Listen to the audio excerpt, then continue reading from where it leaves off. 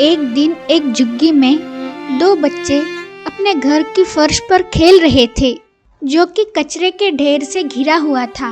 उन बच्चों ने फटे पुराने कपड़े पहने हुए थे और अपने चेहरे से वो बहुत ही गरीब और कुपोषित दिख रहे थे।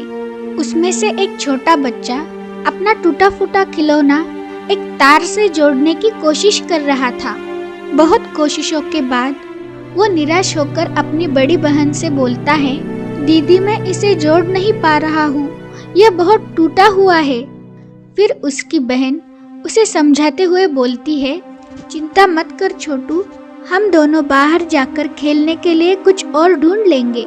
फिर वो दोनों बाहर जाकर खेलने के लिए कुछ ढूंढने की कोशिश करते हैं, लेकिन उन बच्चों को कचरे के ढेर में केवल पुरानी बोतलें और पुराने डिब्बे ही मिलते हैं। पर वो बच्चे उन्हीं पुरानी डिब्बों और बोतलों को खिलौना कार समझकर खेलने की कोशिश करते हैं। खिलौना कार समझकर उसी से खेलना शुरू करते हैं। काश हमारे पास भी असली कार और असली खिलौने होते, जैसे अमीर बच्चों के पास होते हैं। उस पर उसकी बहन बोलती है, हाँ छोटू, काश हमारे पास भी एक अच्छा घर और अच्छे कपड़े होते।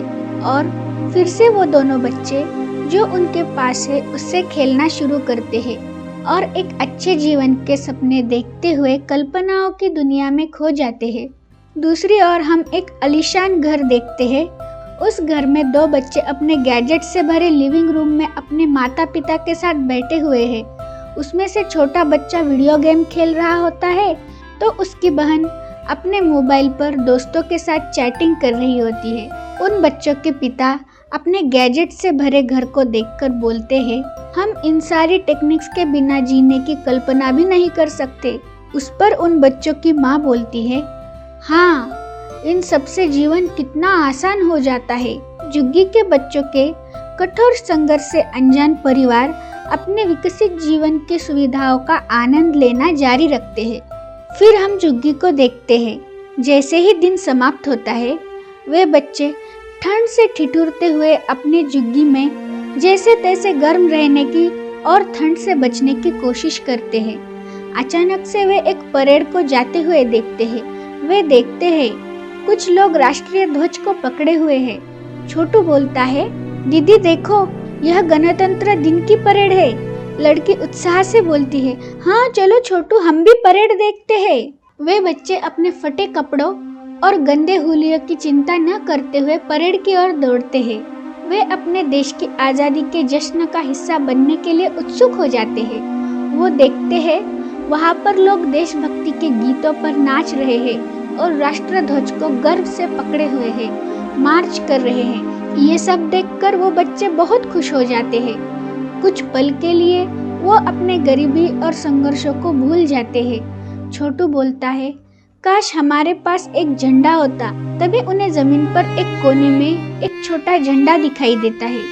वो उसे जल्दी से उठा लेते हैं और दोनों मुस्कुराते हुए बोलते हैं, अरे ये तो वही झंडा है जो परेड में दिख रहा है। फिर वो दोनों तिरंगे को एक साथ पकड़कर और उसे सलामी देकर खड़े हो जाते हैं। लड़का भावना से कांपती आवाज से, जय हिंद। लड़की भी उसी स्वर में, भारत माता की जय, ऐसे नारे देती है। जैसे वो खड़े होकर तिरंगे को सलामी दे रहे होते हैं, उससे ये साबित होता है कि भले ही वो गरीब है, लेकिन उन्हें भारतीय होने पर गर्व है। इधर आलीशान घर में बैठा हुआ परिवार अपने विकसित जीवन का आनंद लेते हुए टीवी पर परेड देख रहे होते हैं। तभी टीवी पर उन झुग्गी के दो बच्चों को राष्ट्रीय ध्वज पकड़े हुए दिखाते हैं। फिर उन्हें महसूस होता है वे गरीब होकर भी अपने देश को गर्व से सलामी दे रहे हैं। तब उन्हें अपनी स्वतंत्रता और देशभक्ति के सही अर्थ का एहसास होता है और वो मन ही मन सोचते हैं, हमारे इस आलीशान जीवन का क्या फायदा जब हम किसी गरीब की मदद नहीं कर सकते। और उसी दिन वे परिवार उन झुग्गी के बच्चों की मदद करने का और अपने समुदाय में बदलाव लाने का संकल्प लेते हैं। एक चंदू नाम का लड़का था जिसे बचपन से ही पेंटिंग का बहुत शौक था। वो बहुत अच्छी और सुंदर सुंदर पेंटिंग्स बनाता था, लेकिन चंदू बहुत गरीब परिवार से था। उसके माँ बाप मेहनत मजदूरी करते थे उसके परिवार में माँ बाप, चंदू और उसकी बड़ी बहन गीता रहती थी। कुछ दिनों बाद 26 जनवरी आने वाला था और स्कूल में गणतंत्र दिन की स्पर्धाएं चल रही थी। 25 जनवरी को स्कूल में बच्चों का ड्राइंग कंपटीशन था। चंदू को ड्राइंग करना बहुत पसंद था, इसलिए उसने ड्राइंग कंपटीशन में हिस्सा लिया, जिसकी प्रैक्टिस करना चंदू ने शुरू कर दिया था। लेकिन उसके लिए उसे और कलर्स की जरूरत थी, जो कि उसके पास नहीं थे। चंदू को और उसकी बहन गीता को 26 जनवरी के दिन स्कूल में पहनने के लिए नए कपड़े चाहिए थे, क्योंकि उनके पास एक भी नया ड्रेस नहीं था। जो भी कपड़े थे वो बहुत पुराने हो गए थे और चंदू का स्कूल यूनिफॉर्म भी थोड़ा सा फट गया था। इसलिए चंदू और गीता अपने पिताजी के पास जाकर बोलते हैं, पिताजी हमें 26 जनवरी के दिन स्कूल में पहनने के लिए नए कपड़े चाहिए। और चंदू बोलता है, पिताजी मुझे अपने ड्राइंग कंपटीशन के लिए कलर्स भी चाहिए। इस तरह से दोनों भाई बहन ने अपनी जरूरतें अपने पिताजी को बता दी। लेकिन उनके पिताजी के पास इतने पैसे नहीं थे कि वो उन दोनों को नए कपड़े खरीद कर दे सके और चंदू को कलर्स दे सके। हर रोज मेहनत मजदूरी करके और घर का खर्चा चला के जो बचता था, उसकी पाई पाई जोड़ के उनके पास इतने ही पैसे थे कि वो मुश्किल से किसी एक को ही कपड़े खरीद कर दे सकते थे। इसलिए वो माँ बाप सोच में पड़ गए कि अब क्या करें।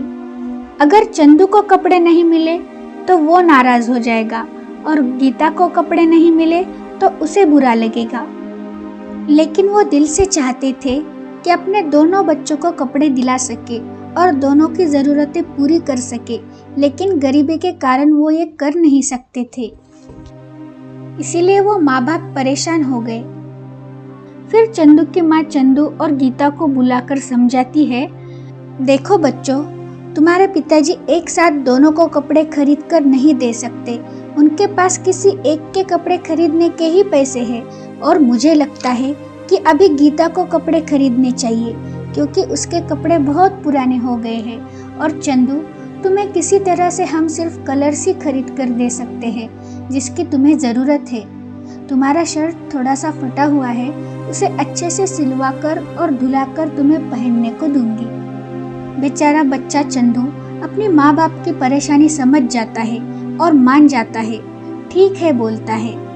फिर किसी तरह पिताजी गीता के लिए नई ड्रेस और चंदू के लिए कलर्स लेकर आते हैं।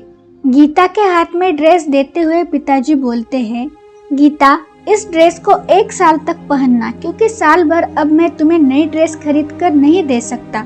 दोनों बच्चे ये देखकर खुश हो जाते हैं और अपने अपने तैयारियों में लग जाते हैं। बेचारा चंदू तो अपने मनपसंद कलर्स देखकर ही खुश हो जाता है और पेंटिंग की प्रैक्टिस करने बैठ जाता है, क्योंकि कल उसका ड्राइंग कंपटीशन रहता है। उन्हें देखकर पिताजी खुश हो जाते हैं और सब अपने अपने काम पर लग जाते हैं। गीता अपना नया ड्रेस पहनकर आती है और चंदू को दिखाती है, और तभी गलती से चंदू की कलर बोतल गीता के ड्रेस पर गिर जाती है और गीता का पूरा ड्रेस खराब हो जाता है। ये देखकर दोनों घबरा जाते हैं। गीता जल्दी से उसे धोने के लिए जाती है। घबराते हुए उसके पीछे चंदू जाता है। बहुत धोने के बाद भी कलर ड्रेस से निकलता ही नहीं, तो चंदू बोलता है, दीदी मुझे दिखाओ, मैं साफ करके देता हूँ। ऐसा बोलकर जोर से रगड़ता है और इस वजह से गीता का नया ड्रेस फट जाता है। यह देखकर गीता जोर जोर से रोने लगती है। चंदू उसे समझाता है, दीदी रो मत। गीता बोलती है, इतनी मुश्किल से नई ड्रेस मिली है और ये भी फट गई। अब मैं 26 जनवरी के दिन स्कूल कैसे जाऊंगी? मेरे पास कोई ड्रेस नहीं है। ऐसा बोलकर रोते रोते माँ और पिताजी को बताने के लिए जा रही होती है। चंदू घबराकर बोलता है, दीदी पिताजी को मत बताना। अगर पिताजी को बताया तो हमें बहुत डांट पड़ेगी और तुम्हें दूसरी ड्रेस भी नहीं मिलेगी और मेरी तो पिटाई ही होगी। चंदू की बात सुनकर गीता पिताजी के पास नहीं जाती और अपने भाई को सजा मिलेगी इस वजह से वो चुप रहती है और पिताजी को कुछ नहीं बताती और चंदू से कहती है, ठीक है चंदू, तू कहता है तो मैं पिताजी को नहीं बताऊंगी कि मेरी नई ड्रेस फट गई है। फिर चंदू बोलता है, हाँ दीदी, लेकिन अब हम क्या करें? तुम्हारे पास 26 जनवरी के दिन पहनने के लिए नई ड्रेस नहीं है। तो गीता बोलती है, जाने दो चंदू, तो क्या हुआ अगर मैं 26 जनवरी के दिन नई ड्रेस पहनकर नहीं गई? तू तो अपने ड्राइंग कंपटीशन में हिस्सा ले सकता है ना। जा तू अपनी ड्राइंग की प्रैक्टिस कर। ऐसा बोलकर वहाँ से चली जाती है। लेकिन चंदू को अपनी बहन को दुखी देखकर बहुत बुरा लगता है और वो भी निराश हो जाता है। दूसरे ही दिन मुन्ना की ड्राइंग कंपटीशन होती है और वो कंपटीशन में ड्राइंग करता है। सारे बच्चों में सबसे अच्छी और सबसे सुंदर चंदू की ड्राइंग होती है। ड्राइंग कंपटीशन में चंदू का स्कूल में पहला नंबर आता है। मास्टर जी पूरे स्कूल के सामने चंदू का नाम घोषित करते हैं और बख्शिश लेने के लिए उसे मंच पर बुलाते हैं। चंदू का पहला नंबर आता है तो चंदू बहुत खुश हो जाता है और बख्शिश लेने के लिए मंच पर जाता है। बख्शिश में उसे बहुत अच्छी नई ड्रेस मिलती है। ड्रेस देखते ही चंदू निराश हो जाता है। वो खुश नहीं दिखता और कुछ सोचने लगता है। मास्टर जी इस बात पर ध्यान देते हैं कि चंदू बख्शिश पाकर खुश नहीं है और चंदू के पास जाकर उसे बोलते हैं, चंदू, तुमने सबसे सुंदर ड्राइंग बनाई है और इस वजह से तुम्हें बख्शिश भी मिला है, पर क्या तुम खुश नहीं हो? तब चंदू मास्टर जी से बोलता है, मास्टर जी, मुझे बख्शिश मिलने की खुशी जरूर है। मुझे बख्शिश में इतनी महंगी अच्छी नई ड्रेस मिली है, लेकिन इस ड्रेस की ज़रूरत मुझसे ज़्यादा मेरी बहन को है, जिसे कल यानी 26 जनवरी के दिन पहनने के लिए ड्रेस नहीं है। मास्टर जी, क्या आप ये ड्रेस वापस लेकर मेरी दीदी के लिए नई ड्रेस दे सकते हैं? मुझे ड्रेस की आवश्यकता नहीं है। इतनी छोटी उम्र में चंदू का त्याग और अपने बहन के प्रति प्यार देखकर मास्टर जी को चंदू पर गर्व महसूस होता है। चंदू की समझदारी देखकर उससे प्रभावित होकर मास्टर जी चंदू और उसकी बहन गीता दोनों के लिए नई ड्रेस बख्शिश में देते हैं। ये देखकर चंदू बहुत खुश हो जाता है और मास्टर जी को धन्यवाद देता है और दौड़ते हुए अपनी बहन के पास जाता है और उसके हाथ में ड्रेस देता है। नई ड्रेस देखकर गीता की तो खुशी का ठिकाना ही नहीं रहता और दोनों खुशी से झूम उठते हैं। दोनों भी नई ड्रेस पहनकर गणतंत्र दिन बड़े ही खुशी से और बड़े ही प्यार से मनाते हैं।